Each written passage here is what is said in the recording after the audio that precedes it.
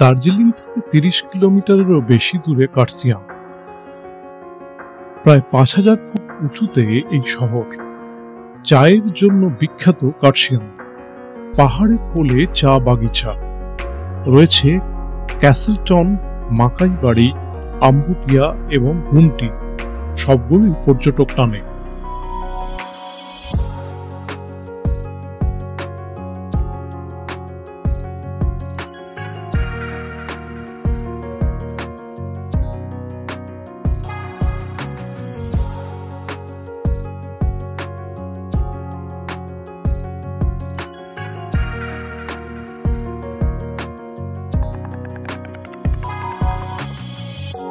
নয়াবস্তিতে গৌরীশঙ্কর চা বাগান। উঁচু পাহাড়ে সারি সারি চা গাছ, সবুজে ঘেরা বাগিচা, নিচে কার্শিয়াং শহর। পাহাড়ের ধাপে ধাপে বাড়ি।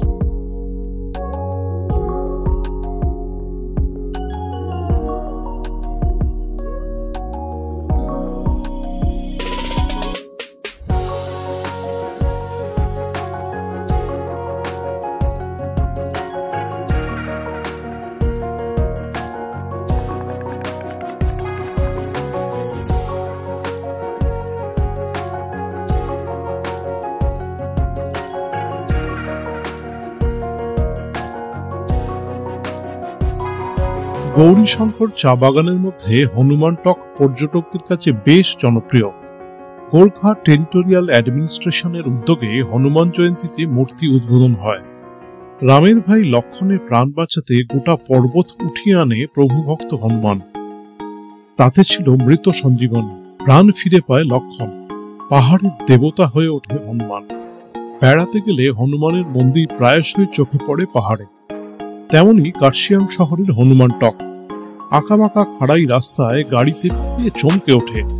গাড়ি চালানো বেশ চ্যালেঞ্জের। উঁচু পাহাড়ে ৪০ ফুটের হনুমান মূর্তি, বাঁধানো মঞ্চের চারিপাশে স্টিলের রেলিং, তার উপর বড় মূর্তি, পাশাপাশি মন্দির। Selfie point I love you Kurseong. ছবি তোলার জন্য মানুষের আনাগোনা লেগেই আছে। পাহাড়ে ঘেরা জায়গাটি অপূর্ব।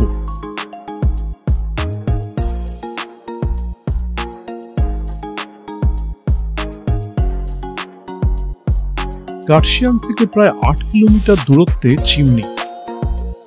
৭,১৫০ ফুট উচ্চতায় পাহাড়ি এই গ্রাম। এখানে ব্রিটিশদের তৈরি একটি চিমনি রয়েছে। তৈরি হয় প্রথম বিশ্বযুদ্ধের সময়।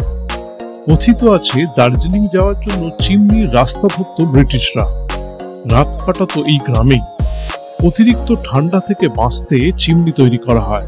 এই চিমনির নামেই পর্যটন কেন্দ্র। গড়ে উঠেছে চিমনি হেরিটেজ গার্ডেন। প্রবেশ মূল্য ১০ টাকা। খোলা থাকে সকাল ১০টা থেকে বিকেল ৪টে পর্যন্ত। মনোমুগ্ধকর প্রকৃতি দেখা যায় বাগান থেকে।